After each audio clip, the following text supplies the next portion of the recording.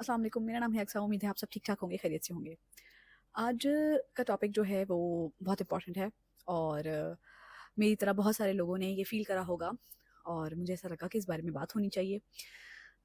सबसे पहले तो मैं उन तमाम पेरेंट्स का दुःख बहुत अच्छी तरीके से समझ सकती हूँ, जिनके साथ स्पेशल बच्चा है। जिनके साथ वो सारे चैलेंजेस हैं जो कि आसान नहीं हैं, जिनके साथ वो सारे प्रॉब्लम्स हैं, डेली लाइफ के मसले होते हैं आपके, जो भी मसाइल हैं हर एक के साथ कोई ना कोई मसला आजकल जुड़ा हुआ है। सब कुछ ना कुछ किसी ना किसी परेशानी में कोई ना कोई लगा हुआ है। फिर उसके बाद आपके ऊपर एक ऐसी जिम्मेदारी आ जाती है जो कि है स्पेशल बच्चे की। वो वही शख्स समझ सकता है जिसके साथ वो बच्चा है। अब सबसे पहले तो आता है कि माँ बाप परेशान एक अरसे तक रहते हैं कि बच्चे को मसला क्या है। उनको मसला पता लगता है थोड़े अरसे के बाद। फिर परेशानी लाहक क्या होती है कि बच्चे के लिए फ़ौरी तौर पर ट्रीटमेंट स्टार्ट किया जाए। अगर वो थेरेपीज़ पे जाना है तो थेरेपीज़ स्टार्ट की जाएँ, फिर किसी वोकेशनल ट्रेनिंग में जाना है या फिर किसी इंक्लूसिव स्कूल में जाना है तो फिर उसकी तैयारी की जाए।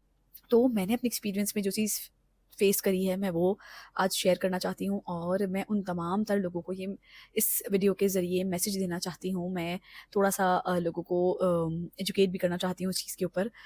जब भी आप लोग अपने बच्चे के लिए कोई भी किसी भी ऑर्गेनाइजेशन में जा रहे हैं, इंक्लूसिव स्कूल है या स्पेशल स्कूल है, तो प्लीज़ थोड़ा-सा किसी एक आध से सुनकर वहाँ मत जाएँ, थोड़ी-सी होमवर्क करें, थोड़ा-सा उसके बारे में और भी लोगों से पूछें, रिव्यूज़ देखें। मैं जानती हूँ बहुत सारे पेरेंट्स होते हैं जिनको नहीं पता होता। जिस तरीके से ऑटिज़्म की शरह बढ़ती जा रही है, ऑटिज़्म का रेशियो बढ़ता जा रहा है, वो एक बहुत अलार्मिंग चीज़ है। आप देखें तो जो अभी रिसर्च की गई है, उसके हिसाब से अप्रॉक्सिमेटली हर 66 बच्चों में से 1 बच्चा ऑटिस्टिक है। तो ये चीज़ बहुत लम्हाए फ़िक्रिया है हम लोगों के लिए। बदले में हमें सर्विसेज़ जो मिल रही हैं, वो बहुत ही कम हैं जो कि वर्थवाइल हैं। कि मोस्टली एक बहुत ही ख़राब सिलसिला चल उठा है कि हर बंदा थेरेपिस्ट बना घूम रहा है आजकल। हर दूसरा बंदा आपको अगर आपने गलती से भी सोशल मीडिया पे ये पोस्ट कर दिया कि आपको किसी थेरेपिस्ट की ज़रूरत है या आपको किसी स्पेशल एजुकेटर की ज़रूरत है, तो आपके पास हज़ारों के हिसाब से मैसेजेस आ जाते हैं, हज़ारों के हिसाब से कॉल्स आ जाती हैं और हर बंदा अपने आप को थेरेपिस्ट क्लेम कर रहा होता है, व्हिच इज़ वेरी बैड। मेरे साथ मल्टीपल लोगों ने इस तरह किया है कि उनका कोई ऐसा बैकग्राउंड नहीं होता है, उनको तरीका ही नहीं पता होता कि अम, अगर तो स्पीच है तो स्पीच थेरेपिस्ट होना चाहिए उसके लिए, अगर तो रिमेडियल है तो रिमेडियल थेरेपिस्ट होना चाहिए, अगर तो बिहेवियर है तो बिहेवियर थेरेपिस्ट होना चाहिए। एक शख्स सारे काम नहीं कर सकता। वो जो बहुत सारे लोग होते हैं ना, वो कहते हैं हम सारे डोमेन में थोड़ा-थोड़ा वर्क करा देंगे, हम स्पेशल एजुकेटर हैं लेकिन हमने इस डोमेन में भी काम किया हुआ है, हमने फलाँ जगह से ये कोर्स किया हुआ है, फलाँ जगह से ये कोर्स किया हुआ है। नहीं भई, ऐसा कहाँ होता है? एक नॉर्मल एक एग्ज़ाम्पल ले लेना, एक जनरल फिज़िशियन है, वो न्यूरोसर्जन का काम तो नहीं कर सकता ना? एक ऑर्थोपेडिक है, तो वो गायनेकोलॉजिस्ट का काम तो नहीं कर सकता ना? इसी तरीके से हर चीज़ के डोमेन होते हैं, हर चीज़ में आपकी अपनी एक्सपर्टी होती है। अगर आपसे कोई भी शख्स ये कह रहा है कि हम थोड़ा-थोड़ा सारा आपके बच्चे को थेरेपी दे देंगे, आप हमें फुल टाइम पे रख लें, तो प्लीज़ खुदारा मेरी रिक्वेस्ट है उन तमाम तर लोगों से, आपको बिल्कुल बेवकूफ़ बनने की ज़रूरत नहीं है। एंड में होगा क्या? आपकी फीलिंग्स हर्ट होंगी, आपका टाइम, एनर्जी, आपका पैसा सब ज़ाया है और सबसे ज़्यादा आपके बच्चे का जो कीमती वक़्त है, वो ज़ाया है। तो प्लीज़ इन लोगों से बचें और अगर आपके बच्चे को जो इश्यू है, उसी इश्यू के बारे में बात करें। सबसे पहले तो मैं उन तमाम से पेरेंट्स को इस चीज़ के ऊपर एजुकेट करना चाहती हूँ कि आपके बच्चा आया तो ऑटिस्टिक है, आया तो एडीएचडी है, कोई भी न्यूरो डेवलपमेंटल इश्यू है। आपको इस चीज़ के ऊपर वर्क करना चाहिए कि आपके बच्चे को एक्चुअली इश्यू है क्या? आपके बच्चे का मसला है क्या? यू शुड नो दैट और आपको इस चीज़ के बारे में कमांड होनी चाहिए कि आपके बच्चे को नीड किस चीज़ की है। कई दफ़ा ऐसा होता है कि अब नॉर्मल ऑटिज़्म की मैं बात करूँगी क्योंकि मेरा वास्ता ऑटिज़्म से ही पड़ा है। तो मेरा बेटा ऑटिस्टिक है। अब बहुत ही इनिशियल लेवल पे क्योंकि अल्हम्दुलिल्लाह मेरे मेरे केस में ये अच्छी बात हुई कि मैंने सबसे पहले उसको न्यूरोलॉजिस्ट को दिखाया। तो उस डॉक्टर ने मुझे सबसे पहले ये रिकमेंड करा कि आप बच्चे की सबसे पहले बिहेवियर थेरेपी करवाएँ और ऑक्यूपेशनल थेरेपी करवाएँ। उसके बाद जब वो उससे ग्रेजुएट हो जाए तो फिर आप स्पीच पे आएँ, क्योंकि सबसे पहले तो बच्चे का बिहेवियर है ना, बिहेवियर बच्चे का सेटल होगा, वो सुनने के काबिल होगा, आपको आई कॉन्टैक्ट देने के काबिल होगा, तभी तो वो आपकी बात सुनेगा ना, आपकी तरफ देखेगा। जब तक बच्चे का बिहेवियर सेटल नहीं है, वो आप कुछ भी कर लें, वो नहीं देखेगा आपकी तरफ। तो ये जो लोग खिचड़ी बना के और आपको बड़ा बेहतरीन सा प्लान पेश कर रहे हैं ना, खुदारा इनकी बातों में मत आएँ। मैं उन तमाम तर माँओं से ये बात कह रही हूँ, आप यकीन करें, मैंने बहुत सारी माँओं को देखा है जो कि हैदराबाद से आ रही हैं, इंटीरियर सिंध से आ रही हैं, पंजाब से आ रही हैं, परेशान हैं।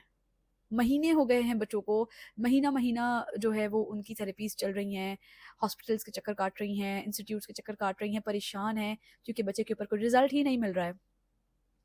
क्यों? क्योंकि इंस्टीट्यूट वाले भी अक्सर और बेशतर, मैं सबकी बात नहीं कर रही, कुछ इंस्टीट्यूट्स ऐसा कर रहे हैं अक्सर तौर पे कि क्योंकि पेरेंट को तो नहीं पता ना कि आया तो ये बिहेवियर थेरेपिस्ट है या स्पीच थेरेपिस्ट है। तो अगर उनके पास कमी है किसी स्पीच थेरेपिस्ट की, तो उन्होंने बिहेवियर थेरेपिस्ट उठा के स्पीच थेरेपिस्ट की डोमेन में डाल दिया है। और अच्छा ये ऑक्यूपेशनल थेरेपिस्ट है, लेकिन थोड़ा बहुत ये बिहेवियर का भी देख लेती है। भाई अगर तो वो देख सकती है तो बिहेवियर थेरेपिस्ट है, वो क्यों है? उसकी ज़रूरत ही नहीं होनी चाहिए ना फिर तो। उसके एनालिसिस डिफरेंट है। ये चीज़ें बहुत मैटर करती हैं। इसी तरीके से अभी मैं आपको बात करूँ, अगर अभी भी मैं पोस्ट करूँ ना कि मुझे किसी स्पीच लैंग्वेज पैथोलॉजिस्ट की ज़रूरत है, आप यकीन करें हज़ारों के हिसाब से मैसेजेस आ जाएँगे कि मैं ये हूँ, मैं ये हूँ, और इस कदर झूठ बोला जाता है, इस कदर झूठ बोला जाता है कि इसकी इंतहा ख़त्म है। उनका दूर-दूर तक कोई वास्ता नहीं होगा स्पीच थेरेपी से, और वो अपने आप को स्पीच थेरेपिस्ट क्लेम करते हैं। छोटे-छोटे कोर्सेज़ करके आते हैं, और होम सेशंस में तो बहुत ही बेवकूफ़ बनाया जाता है माँओं को। तो सबसे पहले तो आप अपने बच्चे का प्रॉब्लम फाइंड आउट करें कि उसका प्रॉपर डायग्नोसिस लें, क्योंकि रॉन्ग डायग्नोसिस बहुत ज़्यादा है। इधर-उधर से इंस्टीट्यूट क्या ऑफ़र कर रहे होते हैं कि आप हमारे ही पास आ जाएँ और हमारे ही पास से असेसमेंट करवा लें। उस असेसमेंट के वो लोग 10 टू 15 के आपको चार्ज कर रहे हैं।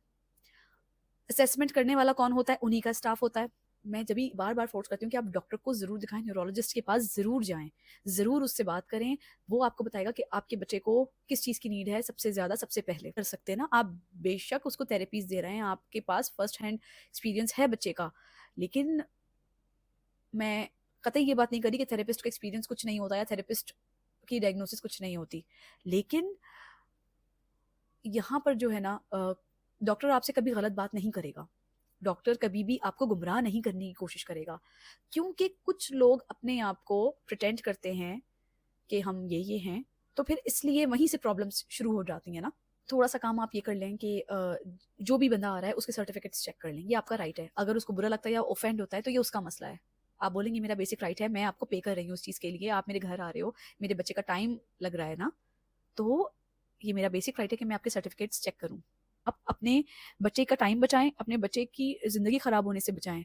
क्योंकि अगर आपका दिल ख़राब हो जाएगा एक चीज़ से, तो आपको लगेगा सब लोग ऐसे ही हैं ना, जो अच्छा काम कर रहे हैं, आप उन लोगों के ऊपर भी ना फिर ट्रस्ट नहीं करते। और एक चीज़, अगर आपका कोई बुरा एक्सपीरियंस हुआ है, तो प्लीज़ उसके बारे में ज़रूर आवाज़ उठाएँ। अगर कोई थेरेपिस्ट ऐसा है जिसके साथ आपका एक्सपीरियंस अच्छा नहीं रहा, तो आप उसके बारे में बात करें। जो चीज़ आपके पहुँच में है, अगर आपकी पहुँच में सोशल मीडिया है, आप ऑटिज़्म ग्रुप्स हैं, उधर उनका बिल्कुल वाज़ेह तौर पर रिव्यू दें, उनके नाम के साथ, कि जी इनके साथ मेरा एक्सपीरियंस बहुत बुरा रहा है, इन्होंने मेरे साथ ये किया है और ये इस तरह हैं। मेरी दुआ है कि जितने भी पेरेंट्स अपने बच्चों के लिए कहीं न कहीं परेशान हैं, अल्लाह ताला उन सब के बच्चों को बेहतर कर दे और आपके लिए वो बच्चे ज़रिए निजात बने। अगर आपको मेरी बातों से थोड़ी भी हिम्मत मिली है, तो प्लीज़ मुझे बताइएगा, और अगर इससे रिलेटेड आपके दिल में कोई भी क्वेश्चन है, कोई भी सवाल है, कोई वाक़या है जो आप शेयर करना चाहते हैं, तो प्लीज़ बिल्कुल कीजिए। मैं पूरी कोशिश करूँगी कि आपके हर सवाल का जवाब दूँ।